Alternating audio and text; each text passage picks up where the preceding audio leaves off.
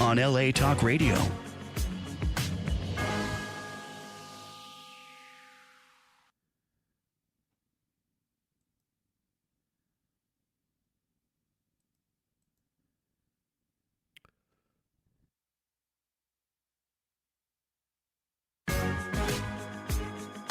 You're listening to Race and Religion with Jeff Hanlon, only on LA Talk Radio.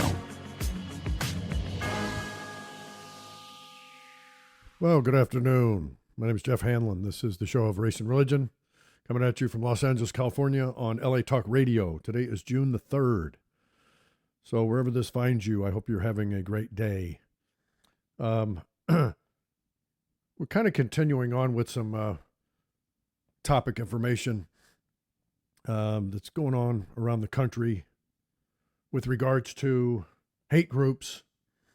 And, every so often we'll get some information that more groups are forming, or they're having a march, or right now they're looking at about 1,000 groups in the country, 1,000 different hate groups. Now, I don't know how many are in those hate groups, but I wanted to talk a little bit about it.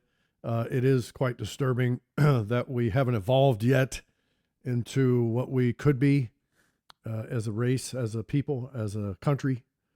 And I just found out that, the KKK has been around since 1865. 1865, man. That's a long time. That's the year President Lincoln was assassinated. So to think that that's continuing out, it kind of went in phases and kind of phased out and phased back in. So it's a little nippy today. I had to wear a jacket. I have a beautiful view of the San Fernando Valley out this window, by the way. That's why I kind of keep looking over this way. But it is quite disturbing, and I've talked about it in previous shows that, the white community does not like to see that kind of activity. And for whatever reason, people are suggesting why it's growing, why it's getting more prominent. Maybe it's getting a little more attention. I think it's social media. And so I wanted to just talk a little bit about that. It's very frustrating as a person that's not involved with those kind of groups, and other Caucasian American individuals that just shake their head when they see it. We can kind of see how somebody could have maybe fallen into that type of situation. I don't know. Maybe it was handed down. But the times were the times. I mean, back in 1865 is not the same as 2019. So, whether you believe in science or not, I believe in science. I believe in evolution to a point, I guess. I mean, science always changes, so you don't know exactly what's absolute and what's not. I'm a man of God, so I also believe in my faith. So I think you could have the two. So I don't know if, any of these individuals, I really don't like calling them groups. We don't know how many are in each group. We don't know how prominent these groups are. And I like to focus in on the individual, because I think if you separate an individual from a group and you start peeling away the layers and you start having a discussion, you'll start to find that each person in these groups are different from each other. So I don't know how many of these people are getting this from just handed down from 1865. I don't know if it's just somebody that feels left out in society, but as somebody who would, I would think, not myself, but is trained in, psychiatry or sociology or whatever it is, human behavior, that's what I think they would work on, is with these individuals, is they would try to find out what is the root cause for them to be in these groups to begin with. Some of it could just be peer pressure. Some of it could be coming from a broken home, abuse. Some of it gives them a sense of power or belonging. We see that with some of the gangs, the street gangs. I mean, the Hells Angels have been around since 1948, right? The Crips have been around since 1980. So I don't like to associate a street gang with a hate group, because it's kind of a different thing there. But maybe not. I don't know if I'm walking down the street and some Crips see me, are they going to do anything because of the race, the color of my skin? I don't know. But I'm just focused in on my community right now.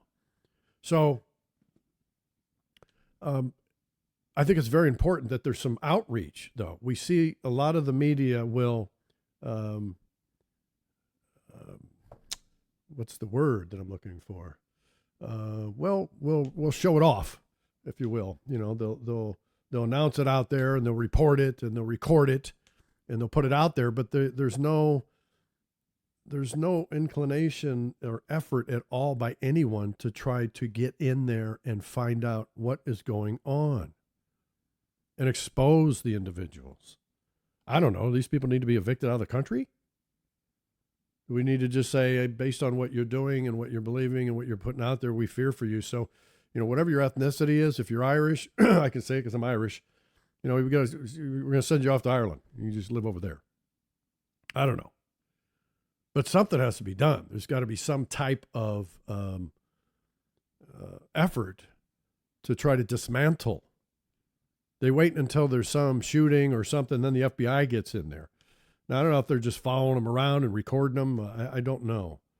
But I wish I could see something on the media, in the media, that there's an effort being made. I mean, where's the clergy? Where's the clergy? You have the most power.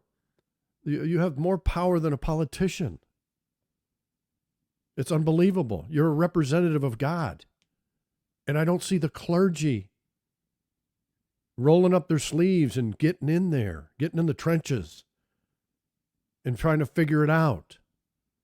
You know, we bring them on talk shows every so often and it just becomes a circus. That's not what I'm talking about.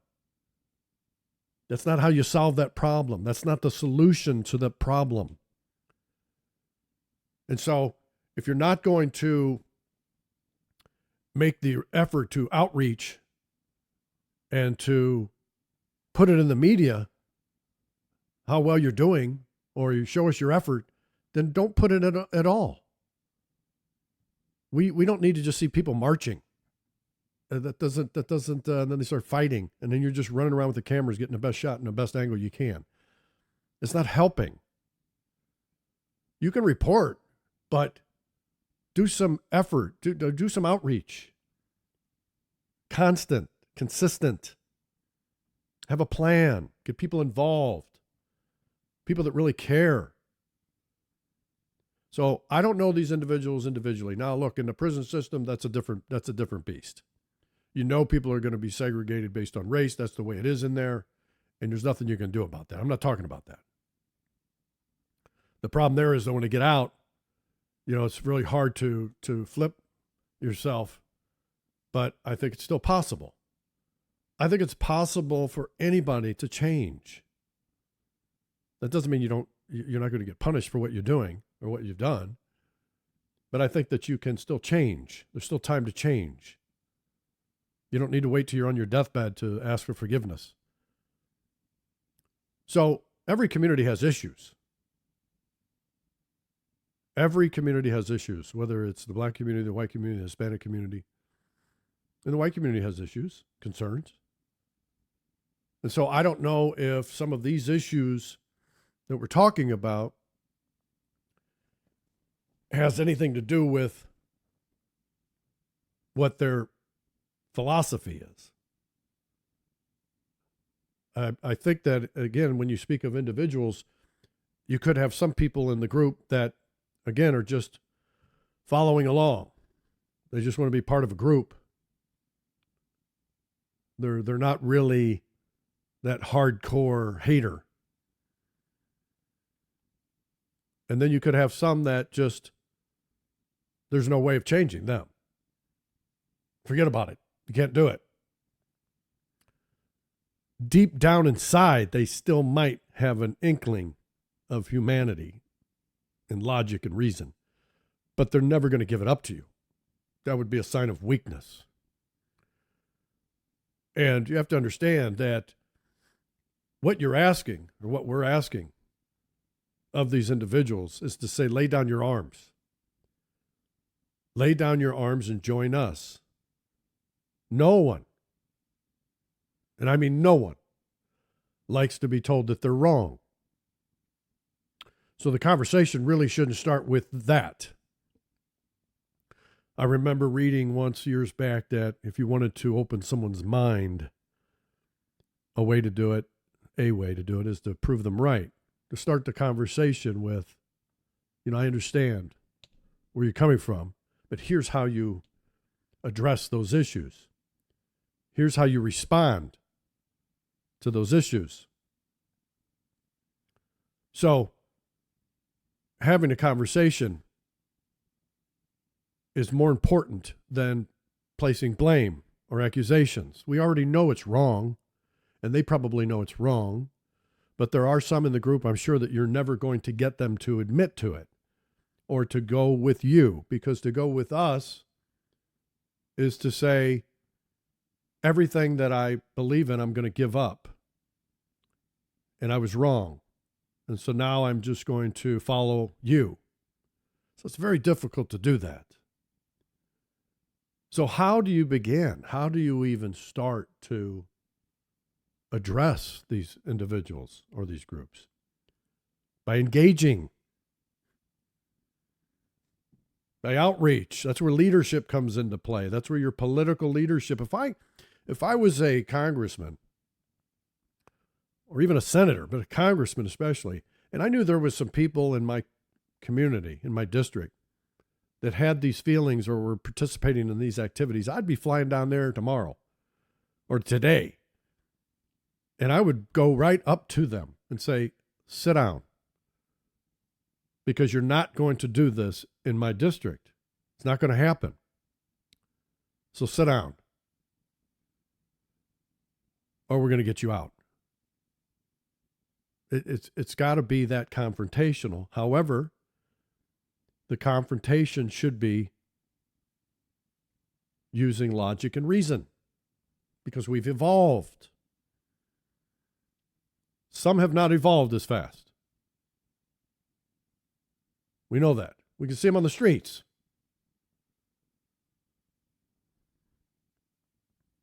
So some of the issues I know that are frustrating to the Caucasian American community. Again, this doesn't justify any kind of hate at all, and I'm going to talk about that in a second. But one of the complaints that the Caucasian American community has, and that's the Caucasian Americans that understand the plight of the non-white communities.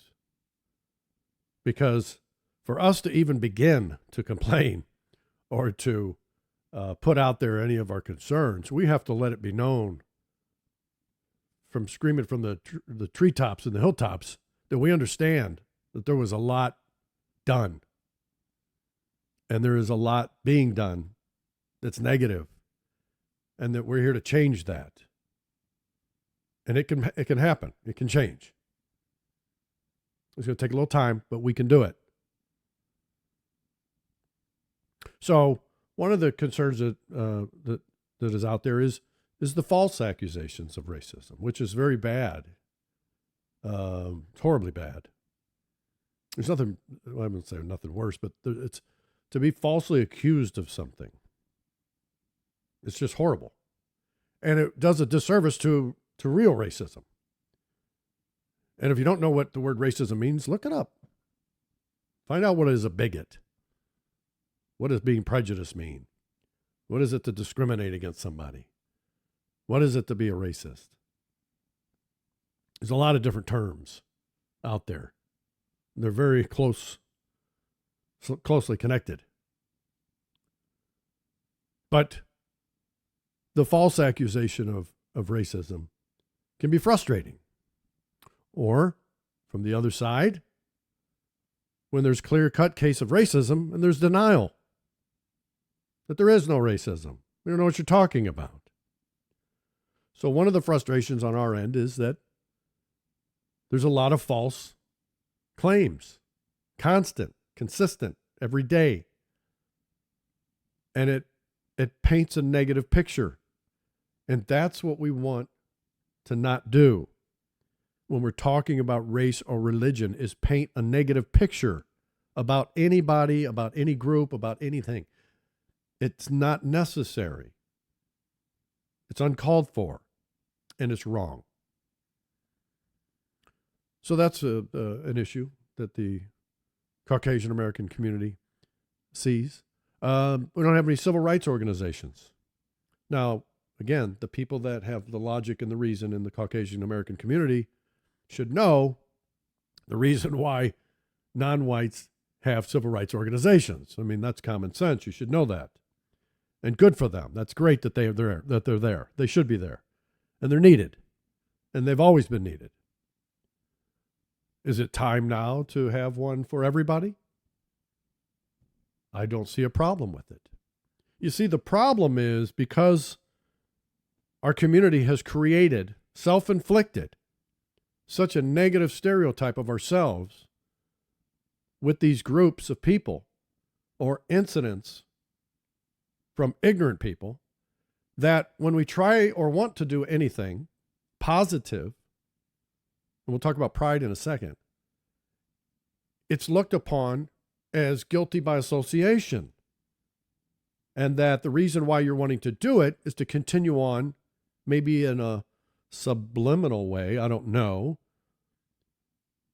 You want to continue on with what they're doing, which is not the case. So civil rights organizations are out there. The false claims of what we perceive to be false claims of racism, which can be very frustrating when, in fact, there is no real racism. And to me, it's as bad as the racist. The racist I could fix. I could fix that guy, hopefully. I don't know about somebody just constantly, throws those things out there. You have a Black History Month, Hispanic Heritage Month. Again, excellent, awesome. Applaud it. Embrace it. Clap. Good for them. And you got to know why they have it. Because they were so stepped on that this is a way to lift them up, themselves up, to say, no, we're going to have pride in ourselves. The good pride, the right pride. There's good pride and there's wrong pride. So you don't have a civil rights organization? You don't have a White History Month? Maybe it can happen. But first, we've got to erase the negative stereotype, the negative image, and do a lot of outreach and show positive stories where we get along and we're connected and we're all one people, one God, one quilt. If we can start making that message and that image more powerful, more positive, it becomes more powerful. And we could do things of that nature. You have a Latin Grammys. Why do we have to have a Latin Grammys? Because they want one. That's why. Who cares? Then create one of your own. Don't be afraid. You got Ebony Magazine, BET. Create your own. If you do it the right way. See, if your intention is to just in spite or to outdo, see, if it starts from a negative, it's going to end with a negative. But there's a difference between embracing and celebrating and highlighting your community. That's fine. That's awesome. So you have all these groups, the KKK, you've got white supremacists, you got skinheads, neo-Nazis, Aryan nations, Aryan Brotherhood. You got a lot of them out there. You got a lot of individuals out there. And some of them are in small groups. And they wave some flags and they chant and they got cameras shoved in their face and it paints that negative storyline of us. So we're almost afraid to even put out anything with our community because we're going to be attached to those people. Which is horrible. That sliver out there. Such a large country. I drove from LA to St. Louis. Visit family. Rented one of those big vans, put the kids in it. So they all had a bench to lay down on. Man, I drove for days. I didn't see anybody. You could put another billion people in this country, and you still wouldn't even notice. There's so much land. But if that's the concern, we had this David Duke. Unbelievable. He created the National Association for the Advancement of White People. I mean, how stupid is that? That's what I'm talking about. That's what brings us back down. That's what gives us that negative image. If he was a fine, decent man and was really trying to change things for the good of the people, and he did it the right way, and he was a decent guy, maybe somebody would take you serious, not naming it after some other organization that was so desperately needed. He's making a mockery of the organization. Why would you do that? It's like the guy I told you about that was sitting, the preacher, and he was ripping apart the, not physically ripping it apart, but just verbally ripping it apart, the Quran. And I'm shaking my head. Why? Why are you causing enemies for us by doing that? How many Muslims would see that? The hatred is usually based on such false information and such ignorance when it comes to religion or race. It's unbelievable. People can be sold anything. We are so vulnerable as a people. You wonder how people get into these groups. How do they get into anything? How do you get into a new car? It's so easy. So I think it's just as easy to get them out if you have the right people doing it for the right reasons. And you show them the right path. So the political leadership, the clergy, our religious leaders from all faiths getting involved, celebrities, sports figures, whatever it takes, man. How much money it takes. It can be done. Instead, we just sit there and watch it on these videos. And some people are probably laughing, and some people are shaking their heads. Some people are angry. Some people want to just kill. It's so ridiculous. It's not even funny.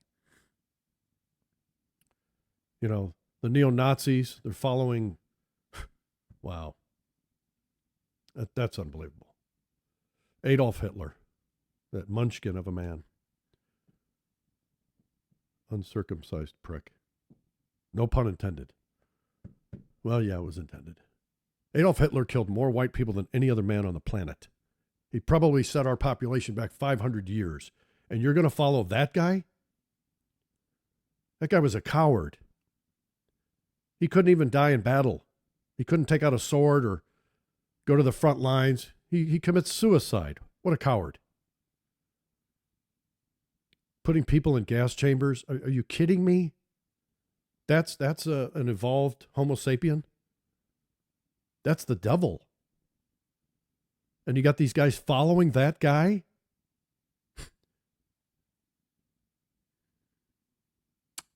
I don't know.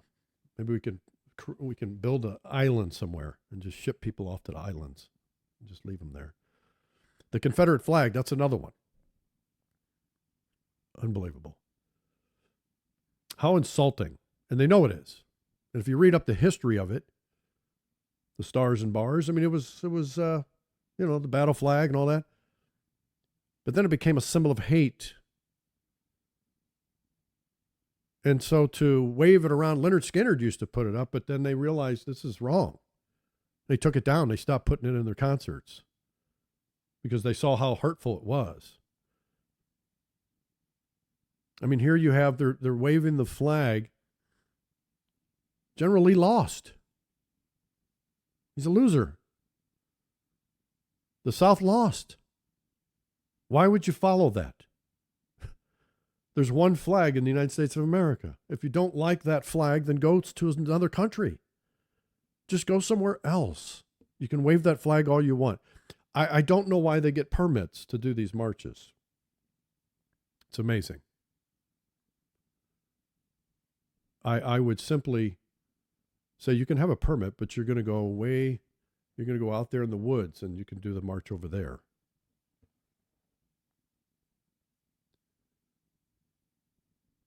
Unbelievable.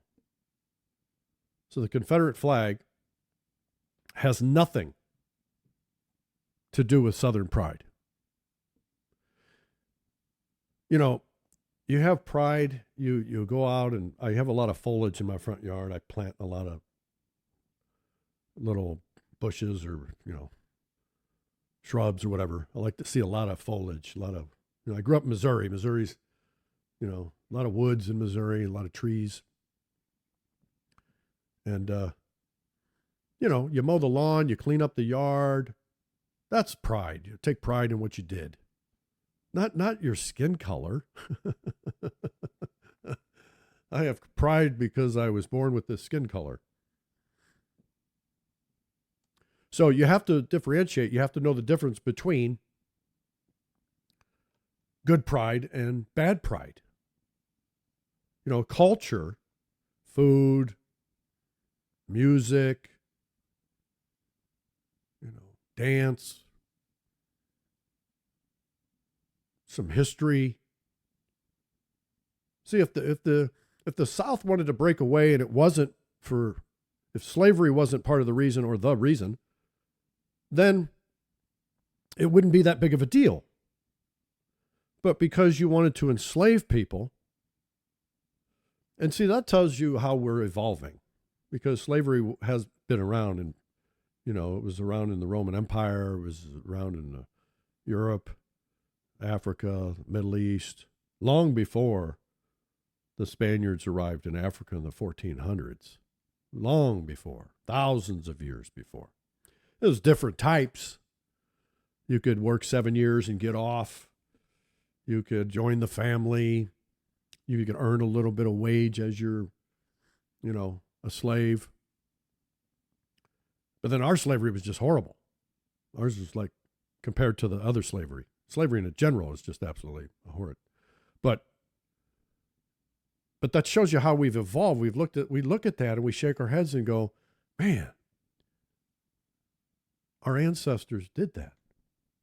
Now, I don't know if, like my direct ancestors, I can't go back in time. None of us can really, or maybe a few. But even still, even if it was, we'd shake our heads and go, what is that all about? That's insane. So the after effects of that is just so bad. It's so bad. Cause and effect. And so you can have the right pride. They wanted to keep up the Confederate statues. Why? For what? Again, a military general statue has nothing to do with culture. It's history. It's different. And if it represents something negative, which it does, why would you erect it, even to begin with? And then why would you want to keep it? I think Mississippi is the only state that still has the Confederate flag, part plus tax, partially on their state flag. But they got to know, come on, people, you got to know that that's offensive to people. And if your attitude is, well, I don't care, you're taking away our history. No, your history's there. You can't erase history. Now, look, the books in the schools, look how many years from the beginning of time. The books never talked about anybody else. It was all European history and European American history. How would you like to be a non-Caucasian sitting in there listening to that? So I think we're evolving in the right way. I mean, Homo sapiens have been on the planet, they say, about 200,000 years. And look, we're not the same as we were in the 1860s. But only 100 years later, I was born. So in such a fast period of time, we've evolved intellectually. If we talk to other people from different, you could go back in time and just had conversations with people, you could see the difference in the two Homo sapiens, the one from the 1860s and the one from the 1960s. And then even now, I mean, we used to put people in guillotines and electric chairs. Oh, what a horrible way to go. Or a gas chamber. You're breathing that gas, burning you up inside. So we've evolved, and we need to continue to evolve. I talked about the dinosaurs being on the planet 175 million years. I don't know if we're going to last that long with the way we're going. One God, one people. God made all different types of people. They look different. They talk different. They believe different things. They even have different faiths. But if you're a monotheist, if you believe in one God, but if you're not, if you're a polytheist, you believe in a lot of gods, whatever. Who cares? I'm going to be dead soon. I went out and picked a gravestone already. And I picked out the spot where I'm going to be laid. I'm going to have a great view. It's on a hill. But now they too will be gone. And all of this hatred, for what reason? They have to know that it's not good.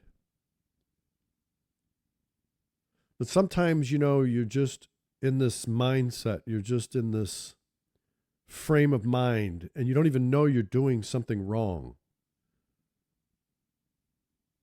Or the thrill that they get from being in a group and believing the same thing is very powerful. But it can be addressed. It can be broken. So the neo-Nazis need to wake up to some facts. They're on the losing end. The KKK just needs to go away and just die. Just needs to have a death. It's been around way too long. We've evolved past that. We're a lot smarter. We're a lot more intelligent. We're a lot more confident. And I talked about confidence. We're fearless, not fearful. We're not intimidated by other people that look different than us or speak a different language or have a different faith. Live and let live, man. Let them just do what they want. People that aren't like you.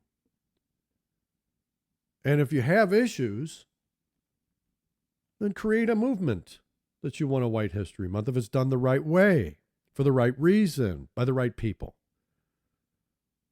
No one would listen to you wanting that. You'd ruin it for us.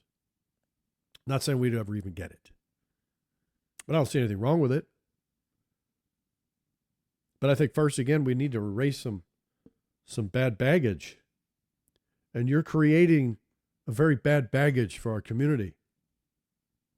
And I really would like to see some outreach to try and persuade, by any means necessary, to convince, to seriously convince. It's not just, I'm right, you're wrong. It's what I talk about, peeling away the layers. I remember I took a theater class, and the coach there would say, what is your scene about? Well, I'm going to go to the store. Why? Because I'm going to get some booze. Why? Because I'm pissed off at my girlfriend, and I want to forget about the argument that we had. And what it's caused. Why? So you peel away the layers and you get down to the core. Oh, now I see. Now I got it. And again, it could be just some kid that got wrapped up in this stupid group philosophy. Or it could be somebody that's really hardcore. And they would be addressed a little differently, dealt with a little differently. It'd be harder, take longer to entice. I mean, it's really hard because imagine you're in this group and you live in this little town, this little area. What are you going to do? Just pack up? You would have to pack up and move out.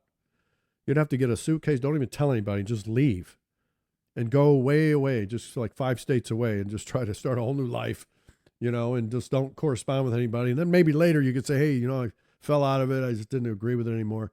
But to try to take that stand while you're still living there is very difficult, as it is in any street gang as well. But I think the only way to do it is either attack the group, the right way. When I mean attack, outreach, or separate and try to peel away the layers individually. But something has to be done. You can't just ignore it and think that it's okay. And I think that the politicians and the police in the districts, in the counties where these are taking place, need to put it out there and need to get out there and do some outreach. We try to do outreach. I've seen it. We've got community activists trying to get people out of gangs, but I don't see it on the hate groups. And they're now saying that that's the biggest threat is, internal, domestic terrorism. The KKK was a terrorist group, or is. It still is probably. I don't know what they're doing. I don't know if they're just walking around into some field with robes on. But they murdered people, terrorized them. I don't know how they justify that religiously. That's the Bible's not that twisted where you could just, there's a passage there that says I can be in a terrorist group and I can kill people and because they're different from me. I don't know what passage they're reading, but they're a little off on that. But again, the pride is the wrong pride. They're latching on to the wrong pride. So there's a negative pride and there's a positive pride. And again, what I said about music or dance has nothing to do with race. Geographical locations. I'm from Missouri. I'm proud to be a Missourian. I love the state. I love the Mississippi River. I love the music down there. I love the barbecue. I love the baseball, the sports, Cardinals. I wave a Cardinal flag. And you can wave the flag, the American flag. But when you're waving a Confederate flag, knowing damn well that it is offensive because it represents the South, the Confederacy, those that wanted to break away, why would you wave that? So you can have white pride. You can have it. You can have black pride. You can have it. You can have brown pride. Saw a guy the other day, a Hispanic fellow had a big old brown pride on his chest. As long as that isn't hateful, as long as there's no negative connection that, look at me over here, this is me and what I am, F you. And we're over here, this is our people. No, you can't do it that way. You're twisting it around. So I said once that, any conversation can be geared towards by the questions that are being asked. But all of these groups, and I hope and pray they don't continue to grow. I hope it goes in the opposite direction. All of them need to go away. Now, you're always going to have people that are just ignorant. You're going to have mean people. And, but I've found a lot of times when somebody does something against somebody, they end up later realizing it was wrong. They apologized. They didn't do it anymore. They didn't really mean it. But when you're indoctrinated that you are superior, and because of that, you cannot associate with people outside of your race, then you're going down the wrong road. So maybe nobody's ever even spoken to these groups. Maybe nobody's spoken to these individuals. Again, I don't know where they came from. I don't know how they got into it. But I know they're going to have issues. I know they're going to say something. Well, people are just letting people come in and take over. That in itself is a legitimate concern. Not take over. But if you had a small country and you had some culture there and some traditions and, you had language and food and music and, it was just a small country. And for thousands of years, it's been that way. And then suddenly another country is having a problem economically and they want to come over to your place because you're doing well. And then suddenly boatloads or planes or trains or automobiles, however they're getting there, suddenly now, okay, a few's okay, but suddenly now your 5 million